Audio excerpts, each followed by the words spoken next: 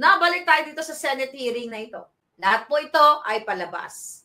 Ang drama ni Bangag Jr. sa hearing na yan, para kunwari malaman kung sino ang tiwali, sabi nga niya, kilala niya na pinangalanan niya para magpalabas na, si Bangag, talagang ang galing-galing ni Bangag kasi anti-corruption siya, talagang sinabi niya na imbestigahan ito, dada. Pero ang totoo, diversion.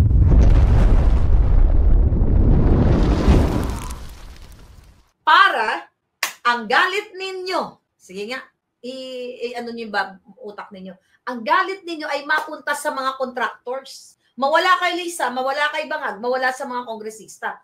Na ang mga contractors na yan, hindi yan sila makakagawa ng anomalya kung hindi nila kasabwat.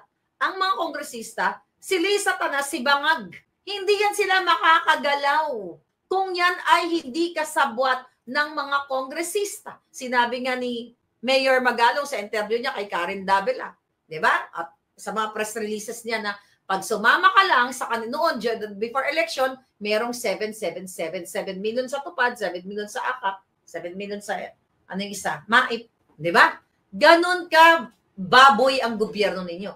So, itong Senate hearing, although magandang performance ni Senator Marcoleta, pero mga kababayan, wala namang patutunguhan yan. Sarswela lang yan hanggat hindi pinakukulong, hanggat hindi pina-forward, dapat sabi ko kanina, dapat i-forward sa DOJ, sa Ombudsman, lahat, itong mga sangkot na mga kongresista.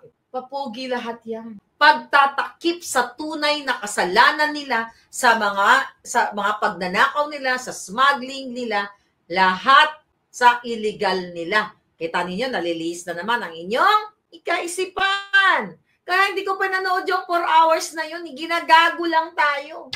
Ang ididiin, contractor, di ba? Didiin doon. Sabi may contractor doon na mga didiin. Din yung si Bonoan ay umami na yes, I think merong, I think? It's not I think, alam niya na may mga ghost projects. May mga illegal na contractors na kasabwat ng mga kongresista. Pero wala.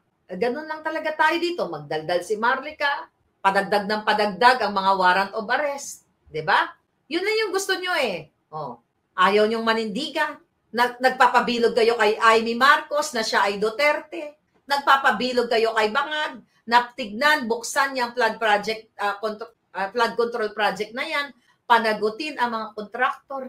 Mga kababayan, hindi gagalaw ang mga kontraktor kung walang kasabwat sa mataas. Sino-sino yung mataas? Napakadali lang ng trabaho ng DPWH. Nakita mo na ang kontraktor may anomalya. Di tanggalin mo. Cancelin mo ang kanilang lisensya. No, they don't have the power. But I mean, i-blacklist mo. Di ba? I-blacklist mo. Ganyan na lang ba kayo, mga kababayan?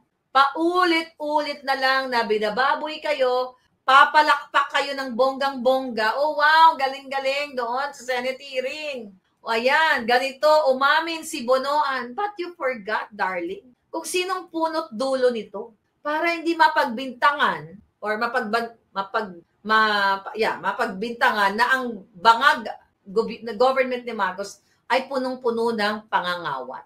Peke, budol, itong mga sinasabi ni Marcos Jr. na pananagutin. Gas-gas na yan. Gas-gas na yung mga drama na yung mga reformang babangon tayong muli. Pero ang totoo ay araw-araw kumikickback sila. Para hero nga naman ang dating ni Bangag. Wow, galing, di ba? Ano sabi niya? Papangalanan niya, ganyan-ganyan. O, pinangalanan na. So ano ngayon kung napangalanan na? Napakulong ba?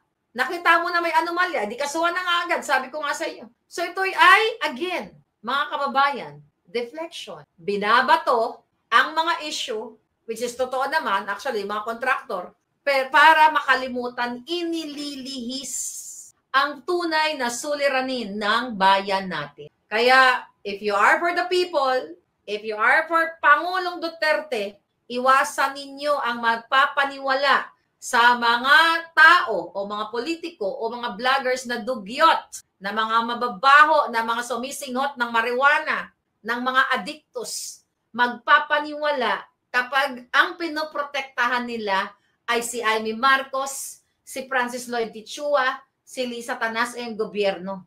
Ano ba ang kanilang pakikipaglaban kay Pangulong Duterte? Meron ba silang parang makikita mo na parang remarkable na pakikipaglaban kay Pangulong Duterte?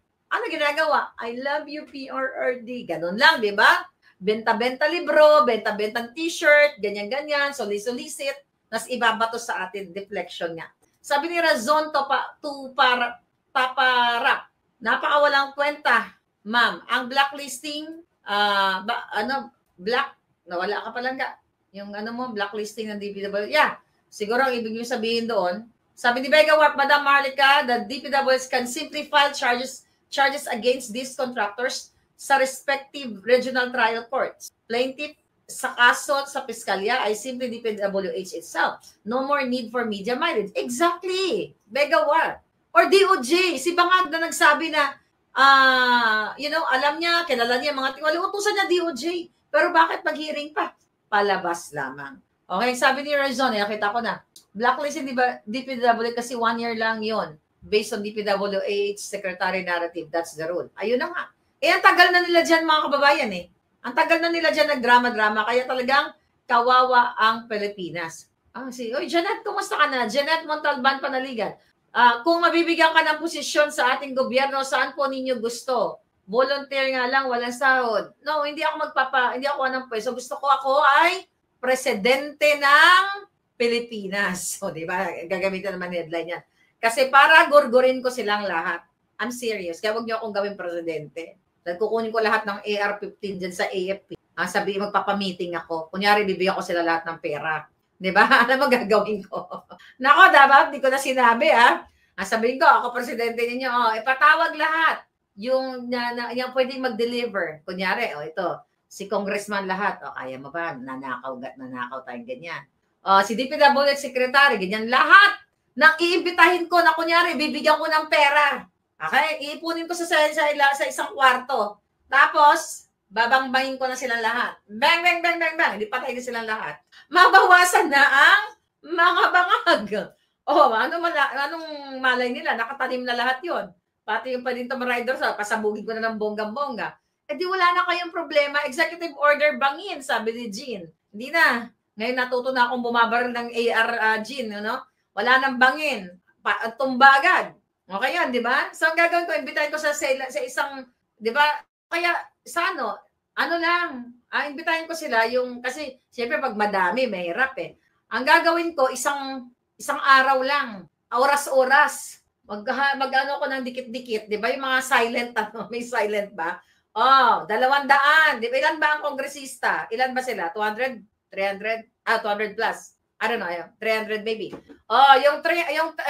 Kunyari magpa-party tayo. Pinatawag kayo ng Presidente Maharlika. Okay, maghahain ako ng pulburon. Actually, maghahain ako ng cookies. Lumayon ko sila, bala? Di ba? Firing squad sa bangin, sabi ni Jean. So, hainan ko sila ng pagkain na manghihina na lang silang ganyan.